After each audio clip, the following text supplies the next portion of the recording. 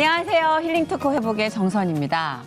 우리가 잘 쓰는 관용어구 중에 하나가 뭐 뻔한 말이기도 하지만 불가능은 없다는 얘기는 하잖아요. 전 오래전부터 이 말이 참 싫었어요. 아니 뭐 누가 봐도 불가능하고 이 불가능함이 없다라는 위로가 희망 고문 같았어요. 근데 이렇게 하나님과 관계를 계속 이어가면서 다시 이 말을 곱씹어 봤을 때 이 말 앞에는 반드시 이 수식어가 붙어야 될 것 같아요. 하나님과 함께하는 삶에서라는. 그게 없으면 저는 매 순간 불가능과 거의 삼시세끼처럼 만나지 않을까 싶은데요. 인간의 어떤 한계에서 극복하지 못하는 것들, 이것이 주님과 함께라면 이란 조건이 붙을 때 어떤 식으로 바뀌는지 우리는 이 프로그램을 통해서도 많이 확인을 하곤 합니다. 자, 오늘 모신 이분은요, 아주 멋진 사나이입니다. 하나님과 함께하는 삶에서 자기는 하나님의 가능성이고 싶대요. 너무 멋있는 말이지 않습니까? 역시 아나운서라 좀 다른 것 같아요. 자, 하나님의 무고한 가능성이고 싶은 하나님의 아들 이강준 아나운서 모시고 그의 삶에 임재하시는 하나님 이야기를 좀 들어볼까 합니다. 어서 오세요. 반갑습니다. 네, 반갑습니다. 아나운서 이강준입니다. 이강준 씨, 네, 오랜만입니다. 행사와 방송계의 독보적인 존재 이강준 아나운서. 2004년부터 각종 행사를 진행하며 일찍이 능력을 인정받은 그는 2012년 KBS 과학 콘서트로 정식 데뷔하며 각종 업계에서 러브콜을 받아왔는데, 그러나 화려한 시절만 남은 것 같았던 찰나에 찾아온 슬럼프. 그리고 슬럼프를 통해 비로소 거품을 걷고 온전히 하나님을 바라보게 된 이강준 아나운서. 세상의 인리보다 진리를 쫓으며 나아가는 이강준 아나운서의 회복 스토리 지금 공개됩니다. 또랑하게 목표 설정을 하고 잘 가고 있지? 분노 때문에 그런 것 같아요. 3대째쯤 넘어오면 불량한 학생들이 참 많잖아요. 나 그 얘기 나. 아, 이젠 난 떴다. 그런 생각을 하다가 한 번에 푹 꺾였죠. 영적으로나 육적으로나 정말 믿음이 공고해지고 건강해졌으면 좋겠고 저의 가족들 건강하게 잘 신앙적으로 성숙했으면.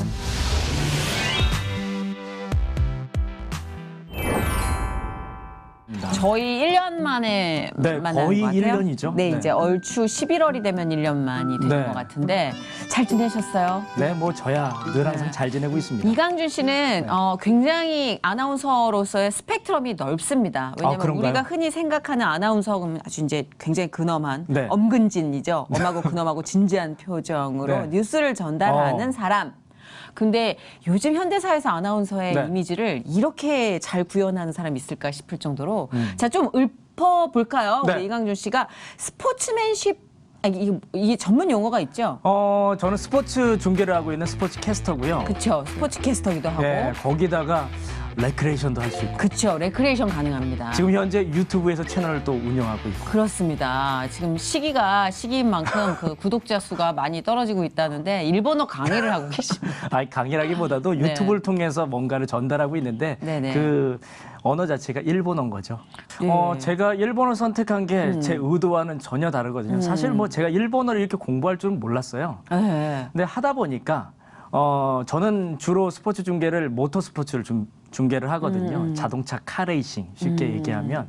근데 자동차 카레이싱을 8년간 중계를 하면서 레이싱 대회에 일본 선수들하고 팬들이 많이 오더라고요. 이렇게 현장에서 일본 선수와 팬과 어떻게 하면 소통할 수 있을까 하다가 일본어를 좀 배워보자. 그게 계기가 돼서 지금까지 공부를 하고 그쵸. 있는데 특히나 뭐 오늘같이 이렇게 이야기하는 과정에서 제 삶을 돌아보잖아요. 네. 저는 제 인생을 그리고 저에 대해서 잘 알고 있다고 생각했는데 막상 누군가에게 제 인생을 전달하려고 할 때 잘 모르더라고요. 이게 제 자신을 확실하게 모르겠더라고요. 오늘 약간 그런 네. 걸 느끼셨어요? 여기 이제 인터뷰를 하시면서? 네, 정말 많이 느꼈습니다. 그래요? 나는 어떻게 살아가고 있지? 내가 잘 살아가고 있는 건가? 물론 하나님의 보호하심 속에서 살아가지만 내 자신을 아직까지도 모르고 있다라는 저는 느낌도 많이 진짜 들어요. 잘 알고 있는 사람 중에 하나라고 생각했던 게 네. 와, 어쩜 저렇게 또랑또랑하게 목표 설정을 하고 방향성을 딱 정해서 잘 가고 있지? 분노 때문에 그런 것 같아요. 분노도 써주시는 네. 하나님 감사합니다. 그렇게 생각했거든요. 네, 감사합니다. 생각해 주셔서. 그럼 뭐 오늘 슬슬 우리가 또 이강준 씨의 삶을 총정리해 볼까요? 네, 한번 정리해 이번 보시죠. 기회에 네, 네. 집대성 한번 해보는 거죠. 네. 근데 사실 그 아나운서가 꿈이었는지 네. 또 이거부터 우리가 슬슬 출발을 해봐야 될 것 같아요. 근데 지금으로서는 저는 아나운서보다는 개그맨 쪽도 개그맨 쪽도. 배우 쪽도 나쁘지 않았을 것 같은데 아, 어땠어요? 사실은 제가 아나운서가 될 거라고 상상도 못했죠. 제가- 상상을 거의 못 하시는군요. 앞으로. 왜냐면요. 제 어린 시절을 돌이켜보면 지금은 훨씬 더 적극적이지만 어린 시절에는 내성적인 성격의 아이였거든요. 그런데 내성적이었지만 노래 부를 때는 이 내성적이지 않고 적극적이었어요. 노래라. 네. 그렇지. 노래를 합니다. 이분이 X29 네. 또 이 멤버시죠. 연예인 합창단. 예. 노래 맞아. 네. 그 초등학교 때부터 쭉 노래를 불러오고 고등학교 때 성가대 선생님을 만났어요. 제가 성가대를 했었는데 성가대 선생님을 통해서 성악을 처음 접하게 됐죠. 욕심이 좀 많으셨나 봐요. 발성부터 기본부터 시작해 주시는데 저는 그때 노래에 대한 재미를 확 느끼게 됐고 이제 성악을 그 선생님과 함께 공부하게 됐었죠. 그러면서 나는 입시 성악으로 이제 대학교도 그런 개념으로 가야 되겠다. 꿈을 꿨었는데 주변에 반대가 많았어요. 특히 이제 부모님께서 반대를 심하게 하셨죠. 왜요? 왜냐하면 이 길을 보면 뭔가 음악으로서 대성할 스타일은 아니야. 아닌 것 부모님 같고. 보시기에. 네, 그리고 음악이라고 하면 제가 어렸을 때는 딴따라라는 그런 개념이 좀 강했죠. 있었어요. 네. 예. 특히나 성악을 하게 되면 네. 더더욱이나 그 길이 불투명한 게 더 많았다고 생각을 했던 것 같아요. 그러다 보니까 저도 제 인생을 돌아보면은 그런 생각들을 많이 했던 것 같아요. 그래서 고3 때 수능을 앞두고 한 6개월 전에 네. 이거 그만둬야 되겠다. 6개월 전에요. 네, 정말 멍청한 짓이었죠. 방향을 바꾸기에는 많이 늦은 네. 시간이 아니었나. 왜 그랬는지 모르겠지만 네, 그래서요. 이걸로 못 가겠다. 어머나. 그렇게 해서 이제 공부를 했는데 뭐 성적이 나오겠습니까? 그때 당시에 2002년 월드컵 때여서 어머나. 같이 월드컵도 즐기다 보니까 이제 전공은 찾아야 되고 어떤 걸로 갈까 고민하다가 네. TV를 봤어요. MBC에 이영자, 신동엽의 러브하우스라는 프로그램을 보게 됐거든요. 있었어요. 네, 러브하우스. 있었죠. 예. 집을 막 고쳐주고 그 프로그램 보는데 그 두 분보다도 건축가가 눈에 딱 들어오게 되는 거예요. 양진석 씨라고 안경 네. 계신 분. 네. 네. 이분이 건축가로서도 되게 유명한데 노래도 불러요. 맞다. 가수예요. 네. 기억하니 10년의 사랑이라고. 어머. 지금이 처음이에요. 노래 순간. 기억한 사람은. 네. 저는 그분이 제 인생의 방향을 만들어준 사람이거든요.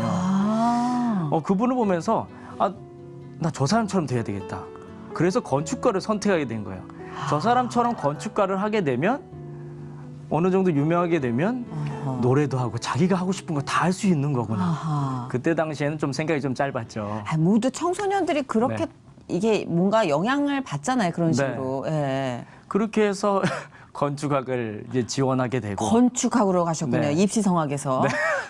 완전 반전이었죠. 네. 네네. 그래서. 네, 그렇게 건축을 7년 동안 전공을 했어요. 그런데 여기서도 또 되게 특별한 게 제가 네. 학교를 3번 옮겼습니다. 사실 뭐 대학교를요? 그렇죠, 대학교를. 처음에는 좀 멀리 네. 지역에 있는 대학교를 다니다가 네. 이거 좀 너무 멀다. 그래서 서울 쪽으로 왔으면 좋겠다. 네. 그래서 시험을 쳐서 다시 서울에 있는 편입한 거예요? 편입은 아니고 이제 입학을 다시 한 거죠. 우와. 2년제 대학 전문대학으로. 와. 그래서 토목과로 입학을 해서 우수한 성적으로 졸업을 하고 바로 편입을 해서 도시공학과로 편입을 해서 공부를 이제 건축 관련된 잘하는구나. 잘하는 게 아니라 대학교를 3번 다니는 건 이거 전학 개념이 아니잖아요. 네. 아빠가 이제 회사가 멀리 가가지고 그렇게 달릴 수 있는 게 아니잖아요. 대학 3번을 자기 의지로 바꿨다는 건 이거는 어느 정도의 자기가 네. 데이터베이스가 있는 친구인 그런 거죠. 건가요? 네, 그럼요. 칭찬합니다. 의지보다는 아버지가 그랬어요. 2년제보다는 4년제가 나을 것 같은데 이렇게 해서 도화선이 돼서 아하. 그리고 그때 당시엔 피할 수가 없었어요. 4년제에 들어가 편입하지 못하면 군대에 갔어야 됐기 때문에 아하, 그런 절박함도 네, 절박함으로 연료가 될 수 있죠. 했었는데요. 사실 이렇게 건축으로 7년간 전공을 했지만 그 사이에 레크레이션이라는 걸 하게 됐거든요. 취미삼아 알바 개념으로. 상당히 스펙타클하지 않습니까? 굉장합니다. 초반에 문고리 잡았을 뿐인데 지금 네. 와. 이 문고리가 확 열려버렸네요. 네. 레크레이션을 하면서 좀 제 인생이 좀 달라졌고 이렇게 레크레이션을 통해서 무대에 올라갈 수 있는 계기가 됐고 지금의 아나운서가 될 수 있는 좀 밑바탕이 되지 않았나 저는 생각해봐요. 방송 일은 언제부터 시작하게 되신 거예요? 방송 일은 본격적으로 시작한 건 이제 데뷔는 2012년도에 KBS 과학 콘서트라는 이 특집 프로그램에 네네. 제가 과학맨으로 출연을 하게 되면서 이 모든 게 너무 의외야.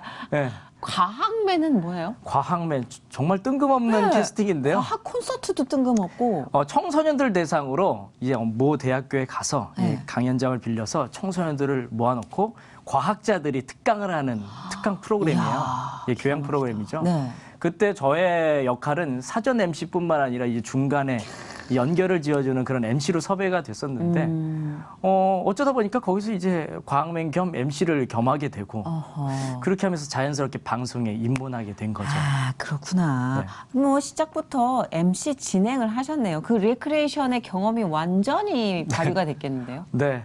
뭐 사람들은 저한테 이야기하거든요. 재미없다. 제 주변 지인들은 저한테 항상 얘기했어요. 어렸을 때부터. 형은 재미도 없고 감동도 없고 아무것도 없어. 나보다도 재미없는데 네가 어떻게 MC를 해. 난리 났다. 항상 그런 얘기를 듣고 자랐거든요. 너무 척박하다, 인간관계. 척박한데 네. 그 친구랑 진짜 친해요. 아, 너무 친해서 돌직구를 던지는 건가? 그래서 제가 아까 전에도 말씀드렸듯이 분노로 이 자리까지 왔다 그랬죠. 어떻게 해서든지 쟤한테 인정받겠다. 공감합니다. 이제 다트판을 걸어놓고 이렇게 던지면서 네. 그거 공감합니다. 네, 그렇게 연습하고 했던 레크레이션 기술들이 이렇게 또 활용될 수 있었던 것 같아요. 재밌네. 네. 신앙생활 언제부터 하셨어요? 신앙생활은 모태? 제가 모태신앙입니다. 아니 보통 이건 선입견일 수 있는데 우리가 굉장히 성실하게 이제 신앙생활을 한 분을 세상적 가치 기준으로 봤을 땐 심심하다, 재미없다, 뭐 너무 착실해서 밋밋하다 이런 참 못된 표현이죠. 네. 사실. 그러니까 저도 예전에 그렇게 생각했던 못된 시절이 있었는데 그런 이미지 때문에 주변에서 아주 착실하고 성실한 이미지 때문에 네. 그래서 노잼 소리를 친구들이 했던 게 아닌가. 맞습니다. 그쵸? 뭐든지 FM, 정석대로. 그게 환경이었잖아요. 맞아요. 이강준 씨를 둘러싼. 개구도 마찬가지로 1 더하기 2, 뭐 1 더하기 1은 2처럼 이렇게 결과가 뻔히 나와야 저는 개그를 할 수가 있어요. 그런데 이렇게 즉흥적으로 할 수 있는 상황이 주어지지 않으면 위축되는 거죠. 그렇구나. 모태 신앙이었구나. 그 신앙생활도 마찬가지로 너무 FM이어서 그런지 네. 사실 뭐 모태 신앙이다 보니 이 말처럼 진짜 신앙생활을 못한 것 같고 못해 신앙이요? 네, 모태 신앙 그렇게 된 것 같고 하나님께서 이끌어 주신 건 분명히 믿고 있는데 임팩트가 없는 거예요. 이거 하나님이 있나? 이거 내가 이거 해도 되는 건가? 누군가는 간증을 할 때 되게 재미나고 스펙타클한 그런 인생 스토리가 있는데 저는 그냥 짜잘짜잘하게 이렇게 흘러가는 게 이게 맞는 건가? 내가 잘 살아오고 있는 건가? 이런 생각이 들 때가 있었죠. 그럴 수 있어. 돈으로 치면 네. 재벌가에서 태어난 거예요. 돈으로 치면. 네. 그렇죠. 신앙에서는 그렇죠. 모태 신앙만큼 선골이 어디 있습니까? 정말 선골이죠. 진골, 성골, 그러니까 뼈대 있는 네, 막 네. 4대, 5대 목회자를 배출한 가문 그러면 저희는 재벌가라고 생각해요. 네. 그 사람들은 돈이 아쉬운 걸 모르잖아요. 그렇게 생각할 수가 돈으로 있겠네요. 치면. 네. 네, 그러니까 그게 없이 척박한 사람들은 어느 순간 이게 확 돈벼락을 맞은 느낌? 뭐 굉장히 물질적인 예라서 상스럽지만 귀에 딱 들어오는 거. 딱 이해가 됐습니다. 네. 그럼 너무 당연한 듯한 아름다운 환경에 세상도 이렇게 다 갖춰질 줄 알고 살아온 거였겠죠. 제가 복덩이였네요. 복덩이였죠. 저는 모태신앙 세상에서 제일 부러워하잖아요. 저희 그렇게 이야기를 듣고 보니까 이제 3대째 믿음을 이어오고 있거든요. 재벌가라니까. 그 기도가 쌓여서 그런 건가 봐요. 그러니까. 예. 거기에다 이제 와이프도 장인어른이 목사님이시고 하하. 또 처남도 목사고 저희 집안 쪽도 목사님이 꽤 많으시고 생각해 보니까 금수저네. 어찌 신앙 보면 쪽에서. 신앙적으로 예. 여기 금수저를 타고났네요. 저는 오히려 재벌보다 훨씬 더 금수저는 이런 신앙적으로 이 선대 때부터 기도가 켜켜이 쌓여서 견고한 성벽을 만든 그 집안. 여기가 저는 완전 재벌보다 앞선 금수저라고 생각해요. 근데 재벌가들을 보면요. 이렇게 3대째쯤 넘어오면 불량한 학생들이 참 많잖아요. 예. 나 그 얘기 나올 줄 알았어. 제가 약간 그러지 않나. 되게 진짜요? 돌출된 스타일. 아 진짜요? 네. 어렸을 때부터 좀. 튀진 않았지만 뭔가 튀어보려고 하는 생각들은 많았어요. 그럼 부모님께서 가수는 안 된다. 네. 그 당시에 좀 약간 고정관념이 딴따라 뭐 이런 식으로 그럴 수 있으니까 충분히. 아나운서는 어땠어요? 이렇게 프리랜서 아나운서가 된다고 했을 때. 정말 반대가 많았죠. 아니 기왕 건축을 학교도 3번 옮겼잖아요. 그러니까. 돈도 많이 들었을 테고 그러니까. 건축도 오랫동안 전공했는데 갑자기 뜬금없이 너 아나운서가 된다니까 미친 거 아니냐. 진짜 놀라셨겠다. 진짜 부모님은 말리고 말렸죠. 제가 설득하는 과정이 한 3년 정도 걸렸던 것 같아요. 진짜 그 정도였어요? 목욕탕 설득. 이제 아버지랑 단둘이 아빠 목욕탕 같이 가. 그래서 목욕탕 가서 아빠 내 꿈은 내가 아무리 생각해봐도 이거야. 그래서 꿈 얘기를 3년 동안 목욕탕에서. 시끄럽다 인사가 등이나 밀어 뭐 이런 걸 그리고- 3년 동안. 그렇죠. 그리고 어머니한테는 수입적으로 보여드렸어요. 어머니, 제가 건축을 하지 않아도 이걸로도 생존하고 자립할 수 있게 보여드릴게요. 목표액을 칠판에다 착 크게 적은 다음에 마이너스 얼마, 마이너스 얼마. 그걸로 이제 보여드리면서 설득을 좀 시켰죠. 설득시키는 과정에서 이제 비로소 네. 하나님과의 관계 형성이 이렇게 톡톡톡톡 시작되지 않았을까. 뭔가 인간은 절박하면 부르짖게 돼 있잖아요. 맞아요. 이제 부모님이 제 활동을 꾸준히 보시다 보니까 얘가 이것도 잘하네? 라는 게 2012년도에 제가 방송에 나오면서 이윽고. 이제 그 방송을 찍고 계시더라고요. 핸드폰으로. 이제 설득 다 됐다. 이제 더 열심히 해야 되겠다. 이제 그 후로는 아버지나 어머니가 제가 하는 모든 것들을 다 지원해주고 계세요. 네, 기도로서도 지원해주고 이제 응원도 많이 해주시고 네. 같이 레크레이션 도구도 같이 만들어주시고. 원래 그렇죠. 부모님은 네. 또. 이강준 씨가 부모님 설득하는 과정에서 많이 부르짖고 기도도 했겠어요. 네, 하나님께. 정말 많이 했어요. 사실 혼자서 이 스스로의 싸움들을 한다고 하면 오래 못 버텼을 거예요. 근데 부모님께서 이제 이해해 주시는 그 과정이 저는 더 큰 성장을 보여줬고요. 항상 기도해요. 제가 선택한 이 길이 맞는지. 정말 기도를 많이 했어요. 왜냐하면 과거에 공부했던 게 너무나도 오랫동안 공부했으니까 이걸 선택하고 이 길을 택했을 때는 책임감 있게 더 멋진 모습들을 보여줘야 되는 건 맞거든요. 그래서 두려움들이 컸고 더 많이 매달렸던 것 같아요. 하나님 이 길이 아니면 지금부터 막아달라고. 근데 막질 않으시더라고요. 계속 흘러가게 만들어주시더라고요. 네. 저 잘 하더라고요. 보니까 그냥 잘해요. 보면 막 언변이 매끄럽게 아유, 막히질 않고 나오니까. 과찬이십니다. 특히 스포츠 캐스터 같은 경우는 네. 제가 과찬이 아닌 게 이거는 일반적으로 뉴스 보도랑 또 다른 순발력을 요하잖아요. 제가 사실 네. 뭐 스포츠 캐스터를 하고 싶어서 한 건 아니거든요. 근데 그렇게 스포츠 캐스터 하신 분들 여쭤보면 다 이래요. 네. 내가 그냥 하려고 그런 게 아니라 이러면서 시작을 하시더라고요. 제가 2012년도에 말씀드린 것처럼 이제 데뷔를 하게 되고 네. 그때 다음 작품이 MBC 주병진 토크쇼에 네. 제가 객원으로 이제 게스트로 출연하게 되면서 이제 레크레이션을 보조해주는 역할이 됐었거든요. 네네. 그 후로 행사에 섭외를 받았는데요. 네네. 레이싱 경기장에서 행사를 하게 된 거예요. 오. 처음 거기서 레이싱 경기장에서 MC를 하게 됐는데 그때 이제 관계자들이 잘 저를 봐주셨고 그 이후로 제가 계속 레이싱 경기장에서 MC로 활동하다가 우연한 계기에 이 중계 자리가 비어 있어서 제가 들어가게 되면서부터 그러니까 중요한 게 아나운서가 된 항상 거죠. 맴돌아야 돼.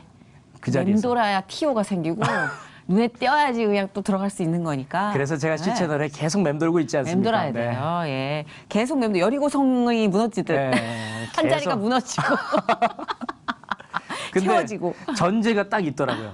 항상 준비하고 있어야 되더라고요. 맞아요, 맞아요. 모든 게 다 그런 것 네. 같아요. 예. 아니 뭐 굉장히 스포츠캐스터 그리고 게임 방송 진행자 요즘 굉장히 각광받는데 궁금해하는 분들이 많아서 이렇게 좀 질문도 많이 할 것 같아요. 어떤 식으로 해야지 잘 할 수 있는지. 무조건 말만 잘한다고 되는 건 아니잖아요. 그렇죠. 많이 봐야 되죠. 맞습니다. 많이 봐야 되는 건 필수고요. 사실 이 중계를 하다 보니까 표현력이 가장 중요하더라고요. 아. 지금도 저는 아직까지 부족한데요. 이 상황을 어떻게 내 나름대로의 재미나게 표현할 수 있을까? 그리고 귀로 들었을 때 상상이 들 정도로 생생한 전달을 표현력으로 해줘야 되는데 그런 부분을 좀 고민해 본다면 훨씬 더 하기 수월하지 않을까. 그렇죠. 게임이 누가 봐도 박진감 넘칠 때는 사실 캐스터의 말이 별로 안 들어와요. 네네. 그런데 이렇게 좀 지루하게 흘러갈 때 있잖아요. 이때는 캐스터의 역량이 빛을 발하는 것 같아요. 맞아요, 맞아요. 저렇게 지루하게 공이 왔다 갔다 하는 상황, 뭐 레이싱도 네. 이렇게 확 박진감 넘치지 않은 이 약간 먹먹한 상황에 재치 있게 딱 한마디 해주면 확 들어오더라고요. 맞아요. 예. 그럴 때도 또 리액션도 있어야 돼요. 분위기가 뭐 너무나도 잔잔한 분위기여도 네네. 임팩트 있게 톤을 높인다든지 어떤 식으로? 들어갑니다. 네. 이렇게 추월합니다. 오버테이크 막 이렇게 크게 외치면 잠 깬다, 잠 깬다. 네, 잠도 깨고 이렇게 집중하게 되는 거고. 발성이 다르네. 네. 근데 평소에는 잘한다. 고맙습니다. 이 한마디를 딱 질러줬는데 느낌이 확 오네요. 하나님이 달란트를 주셨네요. 네. 이 일을 하면서도 이제 하나님의 임재를 매 순간 느끼시겠지만 사람이 이렇게 결정적으로 그래프가 확 올라가는 그 신앙적 그래프가 올라가는 사건이나 시기가 있는 것 같아요. 이강준 씨의 삶에서는 언제 좀 그렇게 확 뜨겁게 불타올랐던? 제 인생의 일적으로 이제 아나운서로서의 전성기로 따지게 된다면 데뷔할 때가 가장 큰 전성기였던 것 같아요. 네네. 데뷔할 때 KBS로 우연찮게 데뷔하고 MBC, 공중파 그리고 CF까지 이제 찍게 되면서 그때 방송적으로도 어찌 보면 잘 풀렸던 해기도 하고요. 특히나 더 우연치 않은 계기는 제가 청와대에 그때 당시 이제 대통령 기자회견을 맡으면서 청와대 MC로 활동을 했었거든요. 와, 그 해. 시작과 동시에 완전히 수직 상승을 하셨군요. 로켓이었네 거의. 저도 깜짝 놀랐어요. 네. 저에게 이런 기회가 물론 주변 분들의 도움들이 많이 있었지만 29살이었거든요. 이제 20대였고 아주 어린 나이였었는데 그런 기회들이 찾아왔고 제 인생의 정점도 찍었고 돈도 많이 벌었고 기회들도 많이 찾았어요. 그래서 이젠 난 떴다. 이제 다음부터는 승승장구구나. 그렇죠. 누군가가 다 이런 생각하잖아요. 그렇죠. 거기다가 20대고 아직까지 이제 피도 안 말았을 때니까. 맞아요. 네. 그런 생각을 하다가 한 번에 푹 꺾였죠. 네, 그런 게 드라마틱한 또 반전이 있었나 보군요. 네.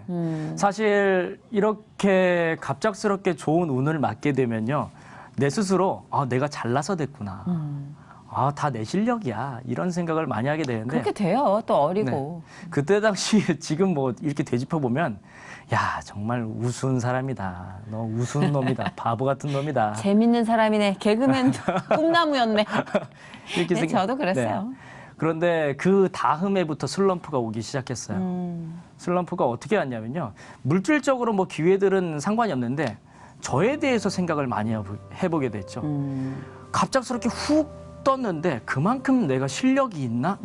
여기에 대한 물음에 대해서 답변을 못 하겠더라고요. 특히 29살의 어린 나이에 아주 청와대까지 큰 무대를 겪게 되면서 그 이후로 이제 정부 부처 관련된 이제 장관들과 같은 그런 행사들을 주도해야 되는데 그랬구나. 여기에 대한 생각과 경험, 그런 노하우들이 하나도 없던 거예요. 그러니까 한 번 부르고 이제 마는 거죠. 그러니까 거기에 대한 부분들에서 고민을 좀 많이 했었고 그때 당시에 제가 생각하기로는 거품이었다. 하나님께서 이렇게 들어 쓰셨는데 이 거품이 빠지다 보니까 금방 추락할 수밖에 없는. 그래서 한 2년 동안은 정말 힘들었던 것 같아요. 이 거품을 채우기 위한 그 과정으로 나를 인정해야 되잖아요. 내가 이런 사람이었구나. 받아들여야 되는데. 받아들이지 못하고 어떻게든 제 힘으로 살아보겠다고 했다가 또 넘어지고 결국에는 인정하고 하나님 뜻대로 하세요. 그냥 저는 여기서 최선 다할게요. 그 순간부터 슬럼프가 좀 사라졌던 것 같아요. 근데 그 인정하는 것도 빠르게 인정하는 것도 정말 경쟁력인 것 같아요. 맞아요. 계속 버티다가 그냥 무릎 꿇고 질질 끌려가는 경우도 있거든요, 사실. 맞아요, 살면서. 맞아요. 예. 근데 단기 선교를 가서 굉장히 하나님 뜨거운 인격적인 체험을 하셨다고. 사실 그건 무슨 얘기예요? 뭐 신앙생활을 하면서 늘 좋은 환경 속에서 신앙생활을 하다 보면 그 귀함을 느끼지 못하잖아요. 그렇죠. 특히나 이제 가장 신앙이 뜨거웠을 때가 단기 선교도 있고 군대 때 신앙도 군대 있고 때 남자분들은 여러 가지가 있는데 제약된 상황 속에서 하나님만 무조건 보고 의지해야 될 때 저는 그때 당시에 기도를 정말 많이 했던 것 같아요. 그리고 그때 당시에 제 가능성을 더 봤던 것 같아요. 아, 오히려. 네. 어떤 부분이었냐면요. 큰 것보다도 이 작은 것을 쓰시는구나라는 생각을 많이 했거든요. 왜냐하면 그 단기 선교를 가면 척박한 환경 속에서 사는 분들. 근데 그런 분들을 보면 신앙생활을 정말 뜨겁게 하시거든요. 맞아요. 하지만 물질적으로나 이 경제적으로 좀 아쉬운 부분들이 있고 좀 도와드려야 될 부분들이 있는데 제가 도와드릴 부분들이 있더라고요. 레크레이션 강사로서 활동했을 때는 즐겁게 해주는 거. 그렇죠. 그리고 중간에 같이 기도할 수 있는 거. 이렇게 소소하게 나누는 것들이 하나님께서 주신 달란트고 재능이었더라고요. 그러다 보니까 신앙적으로 훨씬 더 성숙을 할 수 있게 됐고 하나님을 거기서 또 인격적으로 깊게 만날 수 있던. 그럼 그 계기였죠. 선교 간 때가 네. 언제였어요? 어렸을 때였어요. 이제 군대 가기 전이었으니까 한 22, 23. 그러니까 보세요. 굉장히 인격적으로 하나님 만나고 막 성장해서 이제 또 다 된 것 같은데 또 호로록 꺼지고 네. 그 이제 명예를 얻고 승승장구하면서 또 내가 또 굉장히 잘해가지고 이렇게 된 거구나 그러다가 호로록 꺼지고 그러니까 인생이라는 게 정말 네. 그렇죠. 내가 완료 형태로 장담할 수 있는 게 없는 것 같아요. 신앙조차도 맞아요. 그렇게 호로록 꺼지는 경우가 저도 아직까지도 왕왕 있거든요. 근데 그렇죠. 이강준 씨 말씀 듣다 보니까 그 어떤 기복 같은 게 어찌 보면 이게 다 훈련이겠구나. 그렇게 다 됐다 싶은 순간 신앙적으로 확 올라갔다가 뚝 떨어지고 확 올라갔다가 뚝 떨어지는데 지금은 어떻냐면요. 예전에는 깊게 떨어졌다면 네. 이제는 낮게 떨어지는 거죠. 그러니까 기복이 좀 네. 이제 이렇게 줄어드는 느낌. 네. 그래서 이쯤 되면 좀 떨어질 것 같다. 그러면 기도 열심히 하고 신앙생활하고 나를 돌아보고. 그치. 그게 진짜 성장해가는 과정인 네. 것 같아요. 예, 뭐 완전한 성장이 어디 있겠어요. 늘 맞아요. 과정 중에 있는 거겠지만 그래도 신호를 빨리 감지한다는 게 어디예요. 예전에는 네. 바닥까지 추락해도 일단 버티고 봤지만. 자, 버티는 순간부터가 괴로워진다고. 그렇죠, 그렇죠. 근데 진짜 이 주변에서 일찌감치 시작을 해서 조금 네. 질투나 뭐 이런 부러움도 많이 받았겠어요. 20대에 그렇게 막 청와대 관련 행사, 그러니까 이 동일 업종도 그렇겠지만 좀 그쪽 분야가 네. 야심찬 사람들에게는 타겟이잖아요. 그렇죠. 네, 그러니까. 뭐 아시겠지만 이 분야가 서로가 다 경쟁자잖아요. 그렇죠. 네. 어찌 보면 이 자리를 굳건히 지키고 있는 것만으로도 수많은 경쟁자를 이긴 그런 셈인데 항상 저는 비교와 싸워요. 다른 사람들과의 비교. 그러니까 요즘에 더더욱이나 힘든 게 뭐냐면 SNS 때문에 물론 홍보하기는 좋은 채널이겠지만 이제 스스로 비교하다 보니까 자존감이 떨어질 때가 있는데요. 제가 그렇게 활동하는 것들을 또 홍보하기 위해서 올려야 되잖아요. 그렇죠. 올리다 보면 주변에 시샘들 정말 많고 응원해 주는 사람도 많지만 시샘도 많고 또 연락이 오는 사람도 있어요. 너 어떻게 했어? 너 거기 어떻게 들어갔니? 로비 네. 뭐 이렇게. 그리고 뭐 주변 사람들은 많이 그 이야기도 듣고 이렇게 되면서 야, 영원한 동지도 없구나. 그런데 이렇게 한창 유명해졌을 때 이제 조금 더 이제 상승할 때에는 사람들이 많이 있다가 제가 슬럼프에 팍 빠지는 순간 그 사람들이 온데간데 없이 되게 사라지는 신기하죠. 와, 되게 신기해요. 너무 신기하게도 내 주변에 아무도 없는 거예요. 네. 그것들을 느끼면서 이게 영원한 동지도 없고 믿을 만한 분은 하나님밖에 없구나. 하나님만 믿고 가야 되겠구나. 인간은 그렇죠. 바뀔 수밖에 없는 사람이구나. 진짜 그런 것 같아요. 어쩌면 지금 내가 겪고 있는 시련이 성공을 위한 자양분이다라고 생각할 수도 있겠지만 또 다른 한편으로는요. 그 다음 단계의 시련에 대해서 맷집을 키울 수 있는 훈련의 기간이다. 저는 좀 맞습니다. 그런 것 맞아요. 같아요. 경험으로 봤을 때 네. 시련이 없는 삶은 고비고비 네, 없는 존재하지 삶은 않죠. 없을걸요. 자, 나는 시련이 40대 초에 끝났어. 뭐 이렇게 말할 수 있는 사람이 없잖아요. 없죠. 네, 그러니까 어찌 어찌 보면은 한 60대쯤에 있을 시련에 맷집을 키우기 위해서 40대 내가 이게 좀 어릴 때 네. 뭐 또는 40대에 뭔가를 또 대비하기 위해서 20대 이런 식으로 그거는 비관적인 해석이라기보다는 네. 그게 그 생각이 저를 좀 겸허하게 만드는 것 같아요. 자꾸 이렇게 좀 이 무게를 좀 갖고 가야 된다. 팍 날아다니니까 뭐만 좀 잘 되면 저는. 맞아요. 어찌 보면은 그런 시련 속에서 단련시키는 거잖아요. 네. 근육을 만드는. 네, 저는 좀 팍 날아다녀요. 뭐가 좀 될 것 같으면 그렇게 먼저 이렇게 날아다녀. 그러니까 어쩌면 아 이게 그런 식으로 하나님이 나를 단련시킬 수 있게 있는 거겠구나. 강준 씨는 지금껏 이런 삶을 통해서 아직 젊지만 네. 하나님이 크고 작은 어떤 시련들을 통해서 뭐를 키워주신 것 같아요, 강준 씨에게? 항상 제 머릿속에 있는 게 준비된 신부가 되라. 신랑을 기다리는 준비된 신부. 그 메시지가 제 머릿속에 떠나질 않아요. 왜냐하면 어느 순간 뭐 제 뜻대로 온 것도 아니고 이 과정들을 다 펼쳐보면 정말 반전이고 뜬금없이 다른 직업들을 하고 있거든요. 그러게. 그러니까 지금 아나운서가 되고 지금 활동하고 있는 이 상황에도 언제 또 제 자리를 바꿀지 모르는 하나님이기 때문에 저는 이 자리에서 충실하지만 다음을 위해서 준비하고 있어야 되는 거죠. 그래서 사실 이 준비하는 과정이 되게 어렵고 인고의 시간이잖아요. 본인 스스로 인내를 해야 되니까. 내가 어떤 준비를 해야 되는지 그 롱런하기 위해서 좀 과정들을 기록하는 습관들을 좀 갖고 있는데요. 역시 우등생이야. 특히 노트 필기를 노트도 많이 활용하지만 사실 노트는 쉽게 꺼내보질 못해서 좀 블로그에다가 제 모든 것들을 다 올리거든요. 그 공유해요? 네. 와, 굉장한 용기다. 방송을 했던 거, 뭐 행사를 했던 거, 그리고 제가 이런 사건에 대해서는 이런 생각을 갖고 있는 거. 여행을 갔으면 여행에 대한 생각. 그러니까 주 삶 속에서 맞닥뜨리면서 나타나는 그 모든 현상들을 그냥 저는 나라면 어떤 생각을 갖고 있을까? 좀 글을 써보면서 좀 객관적으로 저를 들여다보고 싶었어요. 그러다 보면 하나님께서 다음 단계를 어떻게 준비하실지 좀 보여주시지 않을까? 용감하다. 그럼 블로그는 결국 내 개인적인 공간이 아니잖아요. 요즘은. 그렇죠. 일하는 어떤 네. 종류가. 저의 통로기도 하지만 저의 이야기를 할 수 그쵸? 있는 예. 그 근데 홍보의 수단과. 어떤 분이 듣고 어떤 반응을 보낼지 모르는 리스크가 있는 네. 그 장에 자기 이야기를 다 쏟아낸다는 건 네. 나는 진짜 용감한 사람인 진짜 용기죠. 진짜 난 무서워서 자물쇠 담긴 일기장에도 나는 못 적어. 나는 정말 비밀번호 막 걸어놓고 써라 그래도 못 적어.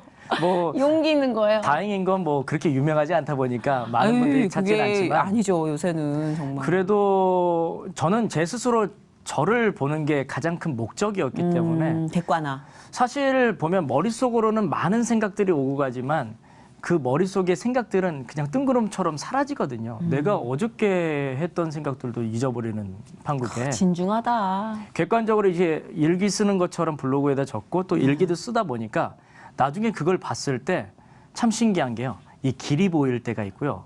또 아이디어가 나올 때가 있고 컨텐츠가 될 때가 있거든요. 맞아요. 콘텐츠가 돼요. 기록은 진짜 확실히 그런 것 같아요. 그 부인과의 어떤 만남에서부터 결혼까지 네. 다 그럼 기록에 남기셨나요? 모든 기록 남겼죠. 무서운 남자네. 특히 이 야 도망갈 수가 없네. 데스노트 같은 게 저에게도 있거든요. 데스노트요. 이제 와이프랑 싸웠을 때 제 분노 표출을 입으로는 할 수 없지만 일기장에다가 그거 좋은 표현이에요. 네. 왜냐면 저도 욕일기 써봤거든요. 예, 욕이라는 네. 것들이 이게 흩어질 때는 네. 끝도 없이 갈 수 있지만 노트에 고여가지고 형체로 나를 칠 때는 2줄 이상을 못 써요. 저는 그리고 한 5-6페이지는 다 쓰는데 욕이 욕이 모태신앙이잖아요. 욕 못하잖아요. 잘. 욕은 그냥 네. 뭐 바보, 그래. 멍청이 뭐 이런 아유 바보요. 저는 칭찬할 때 쓰는 말인데. 도라이 정도 이 아이고, 최대치가 이 애교 정도예요. 있는 말이지 현대 사회에서. 네, 그렇죠. 독특한 개성을 가진 친구 이런 거를 이제 도라이 이렇게 애칭으로 부릅니다. 개그계에서는. 근데 저는 이제 막 아주 그냥 맛깔스럽죠. 굉장히 성나서 막 배설과도 같은 욕을. 아니 근데 이렇게 일기장을 적어보면요 되게 좋아요. 좋아요. 근데 확실히. 결국에 제 일기장의 끝은 자기 반성, 자기 성찰로 끝나거든요. 그렇죠. 이 기록은 그런 것 같아요. 예, 뭐 저주로 끝나는 경우보다는 결국 돌아오는 것 같아요. 하나님이 돌이켜 주시는. 그러니까 기도를 하시는 거네요. 네. 그죠? 거기다가 쓰면서 분노의 기도 그리고 기쁨의 기도. 그러네. 와이프를 만났을 때에도 행복했던 기록들도 아니 소개팅으로 만났어요? 네. 아니 이게 소개팅으로 만났을 때 좀 진중해가지고 잘생겼지만 두 번째 세 번째까지는 너무 진지해서 네. 이런 생각도 들 수 있을 텐데 둘이 와이프가 잘 통했어요? 아내가 정말 이런 사람 처음 봤다. 그럴 수 있을 것 같아요. 아내가 이제 해외 교포다 보니까 어찌 보면 이 마커스라는 찬양팀에서 이제 봉사를 했었거든요. 저는 봉사는 하지 않았지만 아는 동생을 통해서 와이프를 소개를 받았어요. 그때 당시에 제 마음밭은 정말 헤어진 지 얼마 되지 않아서 예. 이전 여자친구랑 좀 분노의 상태였어요.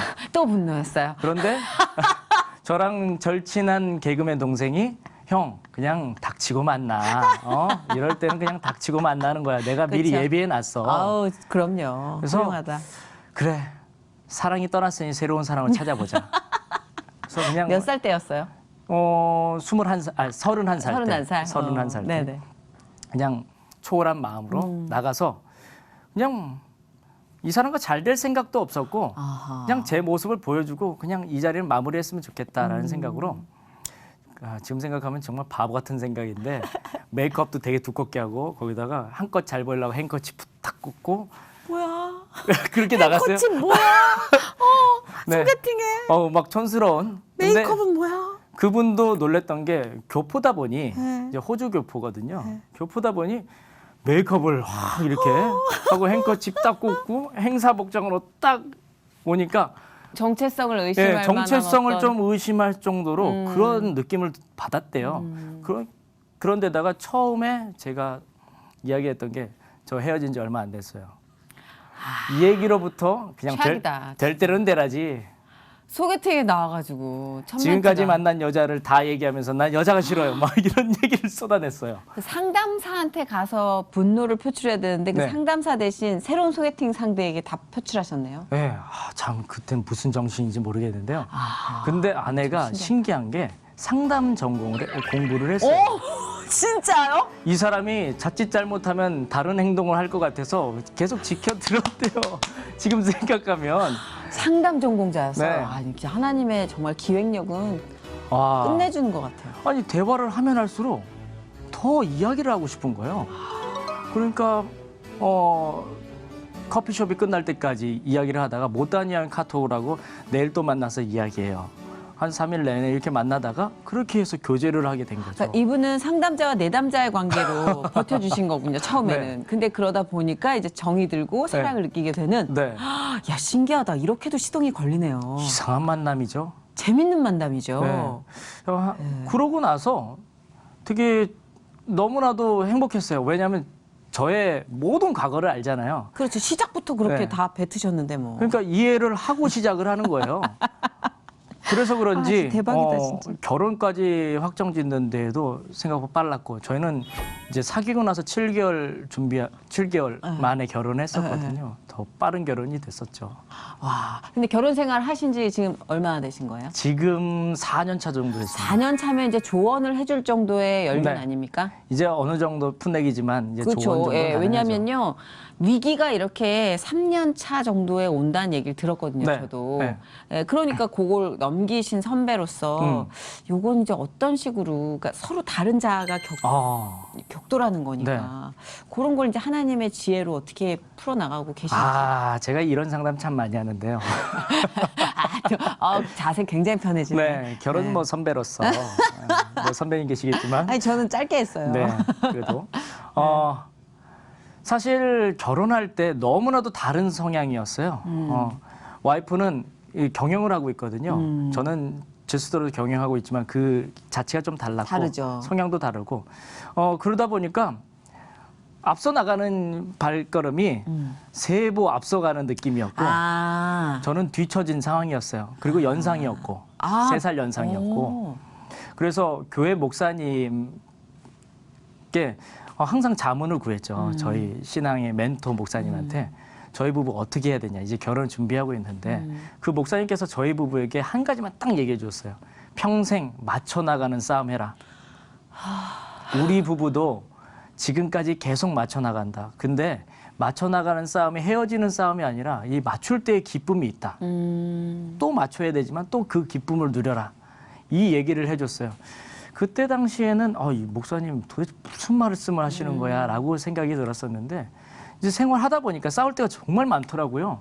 싸우다 보면 아주 사소한 거 기억나는 부부싸움 있어요? 너무 많아요. 저는 먼지를 싫어하고 아내는 이렇게 뭐 양말이 저쪽으로 넘겨가면 그런 게 싫은 거예요. 정돈되지 않은 뭔지 거. 알겠다. 저는 한꺼번에 치우는 스타일인데 이것 때문에 싸우는 거죠. 그러다 보니까 네. 싸울 게 너무 많은 거예요. 그렇죠. 매일 그럴 싸울 게 보이죠. 그럴 때마다 헤어져야 되는 거예요. 그럴 때 이 기준으로 우린 맞춰 나간다. 싸우더라도 다른 거니까 우리 어떻게 하면 맞출 수 있는지 맞춰 나가자. 그래서 와이프가 이제 해외 교포다 보니까 그런 부분은 좀 객관적으로 보는 게 많아요. 당신은 이런 게 잘못됐어. 1, 2, 3번이야. 이것만 고치면 돼. 처음에 인정하고 싶지 않았어요. 내가 3가지씩이나 잘못됐다고. 난 잘못한 게 아무것도 없는데. 너는 이거 잘못했어. 그래서 한 5가지를 막 얘기해주고 그랬었는데 그렇게 얘기해주는 게 훨씬 더 도움이 되더라고요. 고치기만 하면 되는 거니까. 그렇게 한 2년간 정말 불같이 싸우고. 그러니까 얘기를 많이 하는 거네요. 싫든 좋든 간에. 네. 얘기를 안 하고 담아두면 그게 다 이제 그렇죠. 헤어지는 원인이 되는 거고. 그렇죠. 뭐가 싫은지 정확하게 얘기해야 되는 거예요. 너의 어떤 행동이 싫다. 정확히 이야기해주고 정확하게 인정하고 받아들이는 순간 모든 게 그것도 끝나거든요. 중요하네요. 정확하게 이야기만 하고 안 받아들이면 이기적인 거잖아요. 네네. 정확하게 얘기를 하고 그쪽이 나 싫은 부분 얘기해도 나는 받아들일 준비가 돼 있어야 그렇죠. 되는. 어찌됐든 어렵다. 같이 살아야 되니까 맞춰야죠. 기도가 많이 필요했겠네요. 부부 정말 저는 생활하면서도. 이렇게 울면서 기도했던 적이 없어요. 운전하면서 주여 내 인생 망했습니다. 아니 제가 여기 게스트 중에 제가 너무 예뻐하는 김효진이라는 네. 개그우먼 친구가 결혼 7년 차에 한번 나와주셨는데 결혼 7년 차에 어떻게 되셨어요? 남편과 7년을 살고 예수님을 더 사랑하게 됐어요. 라고 고백을 했거든요. 이해할 수 있을 것 같아요. 지금 맞아요. 그 말씀하시는 것도. 저도 다 이해합니다. 약간. 그냥 하나님과의 관계가 더 깊어질 수밖에 없어요. 기도를 더 많이 하니까. 그만큼 인간의 죄성이 너무 많다는 걸 느끼고 서로가 그렇고 네. 서로가. 지금은 너무나도 서로가 돈독하고 선을 알잖아요. 선을 아니까 선을 지키면서 아하. 적당하게. 맞아. 선을 모르면 못 지키는데 네. 알아야 지킨다. 그리고 그쵸. 한 가지 더 느낀 게 이 남편이 되면서 먼저 깨닫는 자가 내려놔야 된다. 받아줘야 된다라는 걸 느꼈어요. 내가 하기 싫어도 내가 먼저 깨닫는다면 네. 내가 먼저 해야지. 어렵잖아요, 그거. 어렵죠. 먼저 깨달으면 지적해서 고쳐주고 싶잖아요. 그렇죠. 그렇지만 이게 삶이잖아요. 네. 삶 속에서 하나님이 증명되고 삶이 예배이기 때문에 하기 싫어도 그걸 변화시키기 위해서는 먼저 안 사람이 시도를 해야 되는 거죠. 그쵸. 설거지도 내가 보이면 내가 하는데 그냥 속으로 욕하는 거죠. 그래도 내가 이런 남자니까 해주는 거야. 넌 남편 잘 만난 줄 알아. 생색은 내요. 생색정 다 전 해주면서 생색정 그거 안 내면 저는 답답해서 못 답답하지. 견디죠. 그럼 칭찬받고 싶으니까 그렇죠. 본능적으로. 네. 근데 저는 옆에서 이제 자주 뵙진 못하지만 참 임팩트 있었던 게 네. 신앙이 딱 뚝심 있게 한 사람 안에 들어가서 말뚝을 박으면 저렇게 되는구나. 저는 아직 말뚝을 못 박아 왔다 갔다 하는데 시종일관 어떤 상황에서도 이렇게 기승전결이 항상 중심이 있더라고요. 부러웠어요. 저는 되게 부러워서 모태신앙. 근데 뭐 다 같은 모태신앙인가? 다르잖아요, 다. 근데 부러운 모태신앙. 아이고 과찬이십니다. 네, 아니 근데 진짜 하나님의 표대가 늘 강준 씨의 기본적으로 뭐 군더더기 없이 그냥 그게 우선이야로 항상 자리 잡혀 있는 것 같고 그 삶을 저는 계속 축복하고 좀 따라갈게요. 좀 따라갈게요. 죄송한데. 네, 따라오세요. 네, 네. 따라갈게요. 감사합니다. 따라가고 싶은 청년입니다. 혹시 비전이나 중보기도 부탁하실 일 네. 있으면 또 시청자분들이 또 기도가 또 강하신 분들이 많으니까 나눠도 될까요? 그럼요 나눠주셔야죠. 뭐 기도 제목은 크게 나눌 수 있는 거 한 2가지 정도로 있을 것 같은데요. 첫 번째는 세상의 가치에 좀 흔들리지 않았으면 좋겠어요. 점점 더 미디어가 발달되면 발달될수록 볼 수 있는 게 많고 정보도 좋은 정보가 있지만 안 좋은 정보가 많거든요. 근데 우리 같은 사람들은 그런 부분에 대해 되게 민감하고 연약해요. 그래서 사람들에게 전할 때에는 안 좋은 쪽으로 전하게 되면 좋은 영향을 끼치지 못하거든요. 그럴 때마다 분별할 수 있는 힘, 세상의 가치에 흔들리지 않고 하나님의 가치를 보고 전진할 수 있는 제 자신이 될 수 있도록 기도해 주셨으면 좋겠고요. 두 번째는 이것도 또 비슷한 건데요. 영육간의 강건함. 육적인 건강도 필요하고요. 네. 정신적인 건강도 필요할 때가 있는 것 맞아요. 같아요. 정말 이게 살다 보면 몸이 힘들면요. 마음도 힘들어지거든요. 맞아요. 특히 요즘에는 일도 해야 되고 육아도 해야 되고 신경 써야 될 게 많다 보니까 이 균형을 잡는 게 정말 어려워요. 근데 사람들이 보면은 제 표정을 볼 때 그리고 제가 진행하는 걸 볼 때 그게 다 느껴지더라고요. 그렇죠.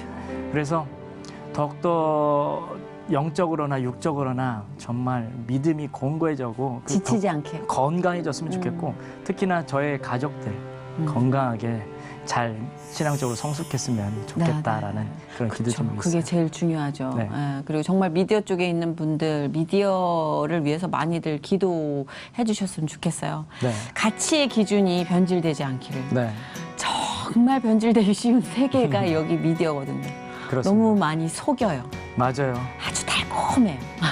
너무 달콤하게 빠져나오지 못할 정도로. 나는 가끔씩 사탄이 되게 못생겼으면 좋겠어. 근데 사탄이 막 꽃미남으로 나풀대면서 오는 느낌? 네. 달콤한 유혹. 이 모든 것들로부터 미디어가 건강하게 지켜져야 네.